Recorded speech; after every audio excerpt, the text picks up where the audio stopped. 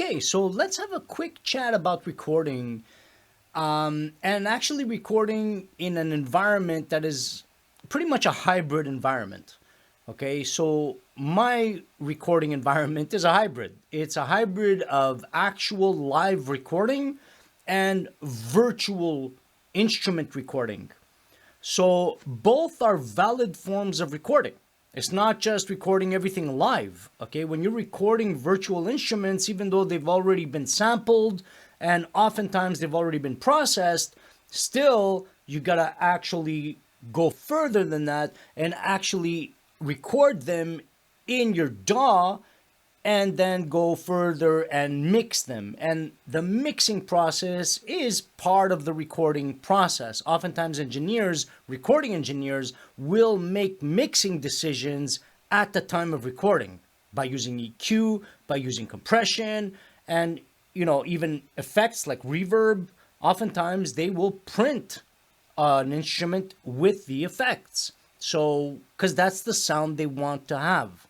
So that's important to remember when we're looking at this kind of a setup, okay? So let's have a look at this song. It's a very simple song. There's not much to it. We've got the vocal, of course. We've got drums that come in after the first chorus. We've got, along with the bass guitar. We've got electric guitar. The electric guitar presents itself after the second chorus, okay? And then throughout.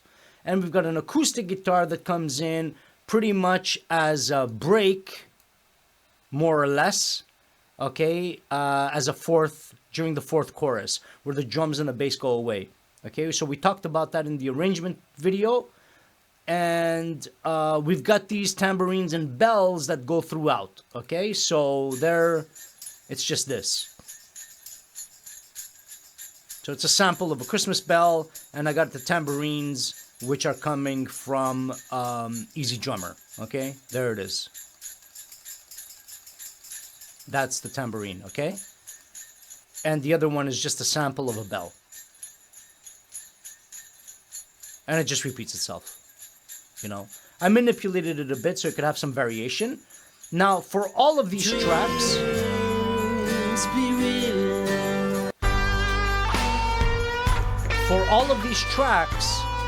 some of them have been recorded live, of course, the electric guitar, the bass, not the drums.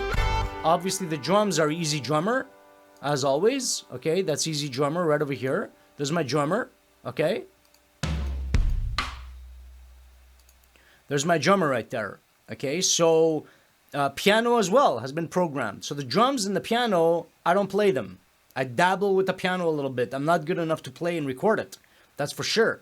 Okay, to play something like this,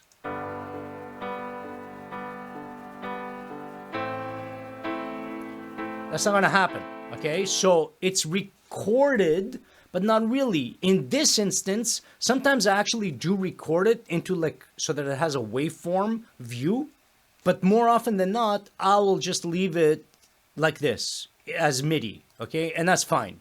So it's right here. It's right here, okay? I got all my patterns from here, okay? From my packs, my add-on packs, all in here, okay? I just drag and drop them onto here. That's where these blocks come from, okay? Each of these comes from the browser in Easy Drummer, okay? Which is pretty cool. You just drag it and drop it, okay?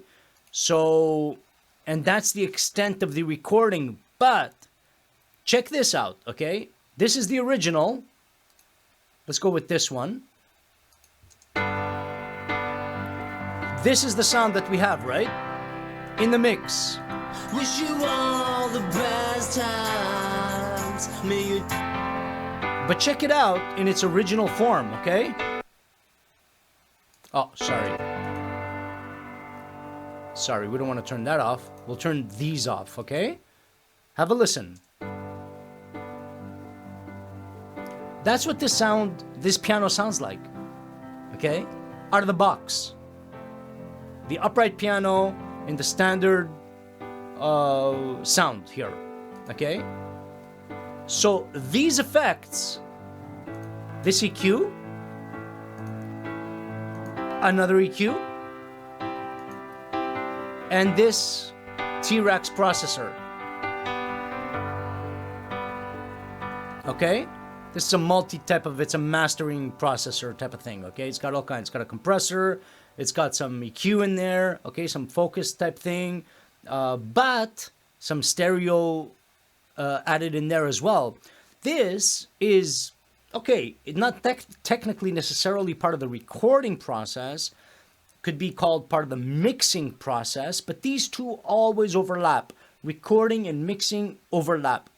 They are two separate things. There are recording engineers and there are mixing engineers, but oftentimes, well, maybe not oftentimes, but often enough, these two people are one and the same. All right, so the one that's recording it is gonna mix it. All right, especially back in the day, that used to happen all the time. Okay, so it was one person doing everything. But the point I'm trying to make here is that these decisions are recording decisions. They can also be mixing decisions, obviously compression, all of that stuff, especially when you're looking at, like this kind of thing here. Let me just find it. Where are we? Yeah, with the drums, okay? Now, if you listen to the drums,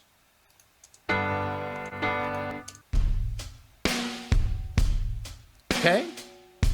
So what the drums sound like. Now, there is a drums compressor here, okay? If you listen to this thing by itself, it's squashed. It's mixed in there lightly, okay?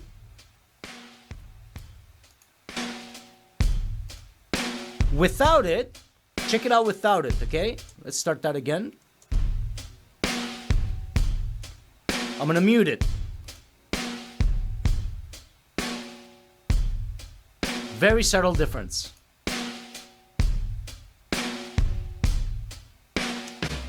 Check it out again. Without it.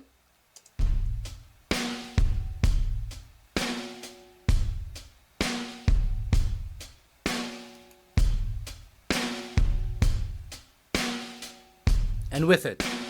Okay? Now, if we mute this and just focus on the drums, the original drum sound coming out of the box here, okay? That's what we have right now.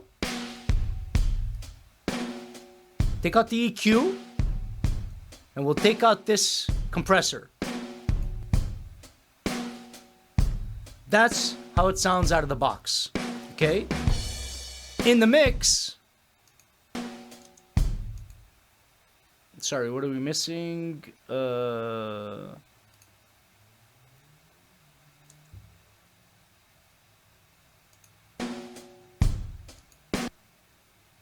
Sorry. Okay, here we go. It's lost. Drums are lost. Even if we raise the volume, they're too fat, too thick. Okay? Have a Merry Christmas and a Happy New Year. See how they cut through and they allow the bass to have a life of its own. Okay? Without it, and with the volume up, see what happens to the bass. It's not cutting through, is it?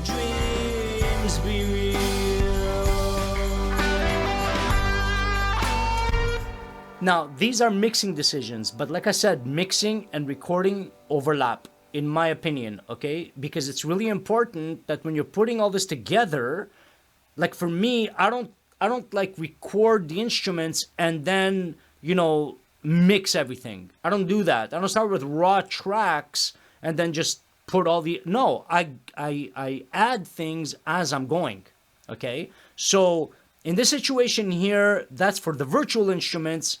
So there's a bit of mixing going on when you're recording them, okay? You're not really recording them. They've already been recorded, right? But with real instruments, what we're looking at is we can start with the bass, okay? Angel. This is an actual bass guitar. Okay, I played this part. Okay, and as you can see, it's got its own effects on here. That's the original sound of the bass guitar. Okay. So we're giving it more body. We're giving it some EQ here. We're giving it a little bit of oomph. Okay, with the Shep 73, an amazing mixer, by the way, Andrew Shep's. Okay. Added with the drums.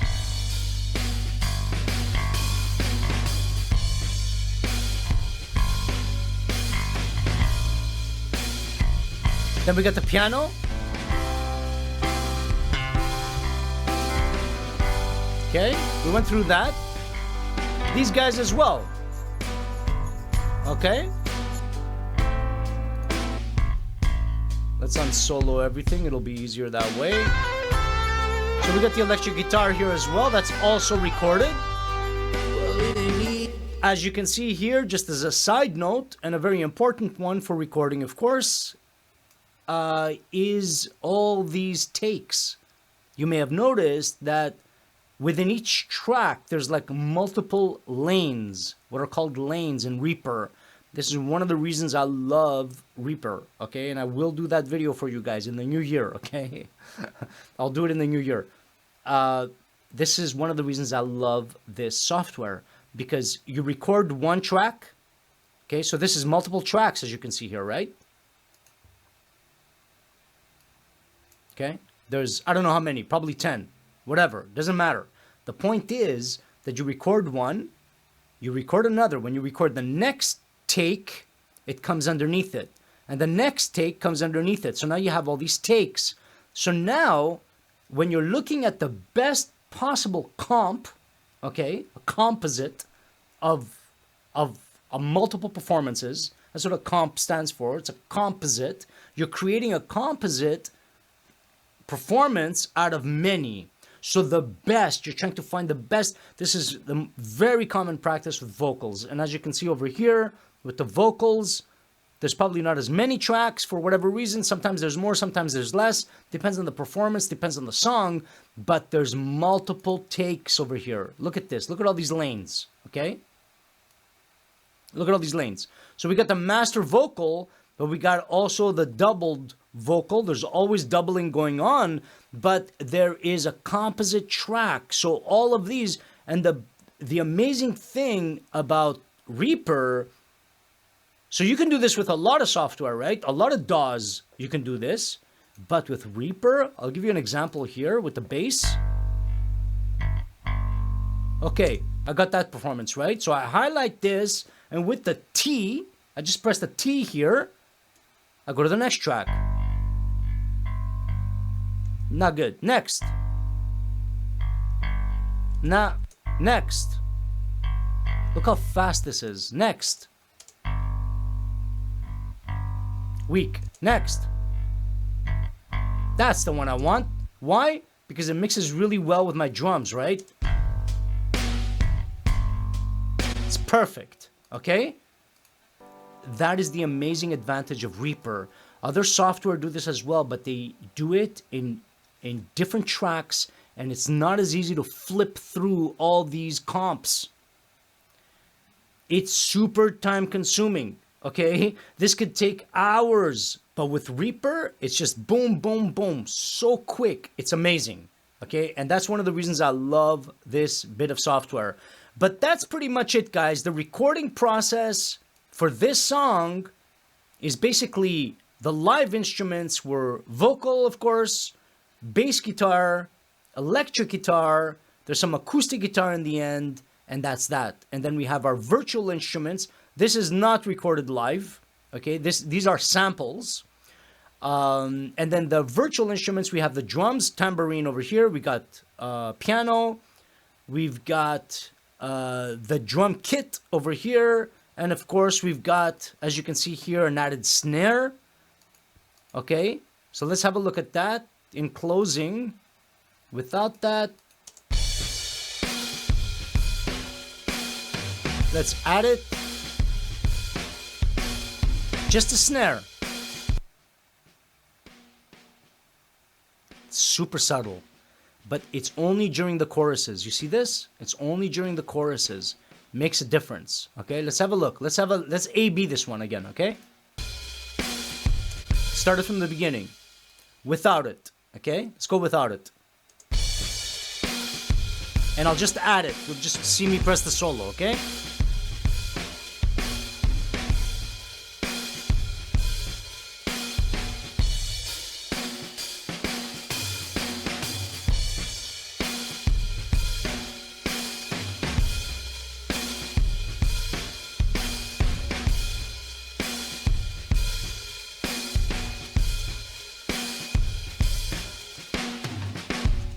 It just cuts through the mix just that little bit. It's almost imperceptible. But in the context of a mix, it's just that little added thing. Okay? Now this again is part of mixing, but the recording, you know, for these recording videos, I'm gonna add a lot of mixing tips as well. Okay, so we're gonna look at, you know, like this type of thing. I put this on the 2-bus. Okay, right here it's on instruments, it looks like. Yeah, I haven't put it on the vocals. You see, in this project, I've separated, so the vocals have their own compression and the instruments have their own, okay? So, if we have a listen to that. And a happy new year. So all the instruments except the vocals are going through this, okay? It's the CLA mix down. It's an amazing plugin, okay? It's got drive, which is distortion, basically. Glue, which is the compression. It's got treble, of course, the high end and the low end, okay? It's really amazing, and it's plug and play, man. I mean, I love Chris Lord-Alge, but it's just, and his plugins are amazing. I've got a lot of them. But it's like a plug and play thing. I've just boosted the treble a little bit here. But usually it's just all flat and it just adds this, like, it just glues everything beautifully together really nicely. So that's the instruments. We'll have a listen at the vocals, and the vocals are going through here. Wish you all through this one. Times. May your dreams be real. Have a Merry Christmas. So they're going separately, and then together, all of it is going through the master compressor, which is sort of like a multi-faceted mastering type of thing, which is T-Rax 1. I love it. It's really, really nice. And I've got the meter here to monitor the meter before the mastering compressor and afterwards. As you can see, it's pretty much slammed, and it's coming in at -2, -1, -2, -3. We don't want to clip. We don't want digital clipping. That's for sure. Okay, so in the digital world, the last thing you want is clipping. In the analog world, clipping can sound pretty good. It can beef tracks up, it can make it sound raunchy, but not in the digital world. Here, we want to stay away from clipping at all costs, okay? So that's pretty much it, guys. I hope that helps with the recording aspect of this song. We've covered it in the arranging, we covered it in structure, and we're covering it now here with the recording. I appreciate everything. I appreciate all your questions. We're doing the Q&A. I love that, and keep it coming and keep the feedback coming, and helping you guys on the one-on-one as well in the Facebook group. And I just want to say here that I appreciate all of you, and take care of yourselves.